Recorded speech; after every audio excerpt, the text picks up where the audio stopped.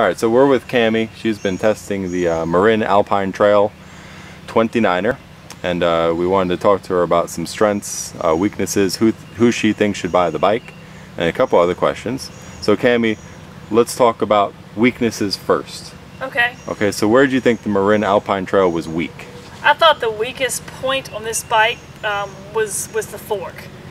In general, this is a spring-loaded fork. It's set up for somebody at 160 pounds or above. With a full belly, I'm 135 pounds. So it didn't do well for me in that regards. Anytime, I'm a fairly aggressive rider. I'd never shy from like rocks or roots or anything of the such. However, on this bike I did.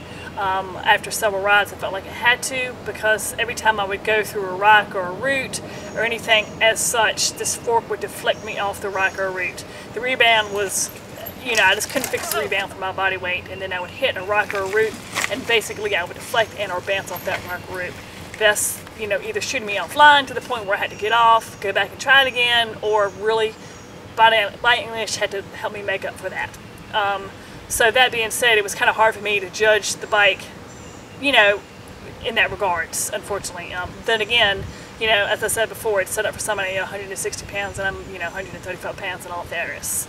A couple of other small, minor adjustments or things that I would note are this routing of the rear brake cable here. You note that it's kind of routed on the side of the bike, and you can see where the points are here and here, especially in the center here. More often than not, the inside of my leg would catch this or rub this or scrape the inside of my leg.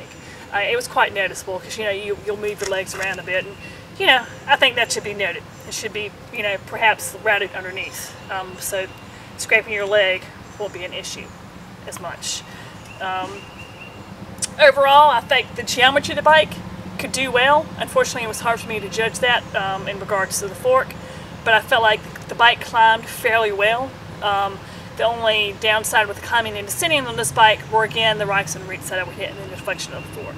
But I thought the bike did well handling something slow, because I felt like I had to go slower on some of the climbs and some of the downhills and some of the cornering to really pick my line and watch where I was going. A couple times I quote-unquote had to thread the needle, because I didn't want to go over those rocks, because I knew they would bounce me all over the place, especially like today when it's a little damp, a little wet out there, a little slick. I had to be even a little more careful. Okay, so the strengths of the bike, you know, let's reiterate that. What do you really feel like the strength that you could find in the bike? We realized that the fork was holding it back.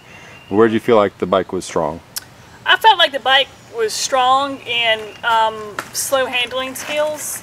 I felt like, you know, that was a reflection on the bike, actually, you know, the geometry of the bike actually being a well-designed bike. Okay. So did you notice any pedal strikes or anything undesirable? You know, like honestly, I didn't notice too many of those. But at the same time, you know, I wasn't plowing stuff like I normally do. So okay, that's fair. I felt like the tires themselves, you know, on a day like today where it's a little slicker, not really muddy, but a little sticky. This is a fast rolling tire. It's going to do well in a hard packed environment. For the East Coast here, you know, we don't have that too often. We tend to have more rocks and roots and stuff like that. So it's not probably the best tire choice for this part of the area, but, you know, it could probably do well in other parts. I think for the price point, it's nice to have hydraulic brakes over mechanical brakes.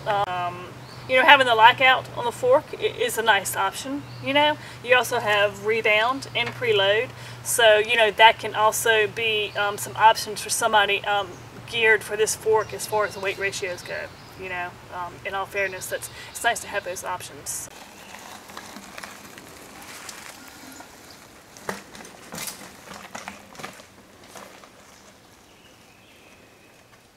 I think somebody that would enjoy this bike is going to be a first-time mountain biker or a weekend warrior, somebody coming in a store that doesn't have a lot of money to spend.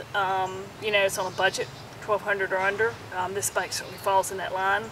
I think overall, somebody within that budget is going to be quite happy with this bike. I don't think you're going to really be catering to somebody that's, you know, been riding for 10 or 15 years and has been riding a lot of bikes. But then again, that kind of person's not going to be buying this bike anyway. But I think in general, you're a recreational rider or an introduction bike, I think this is going to be a gateway bike, an introduction to mountain biking. I think it's a great choice.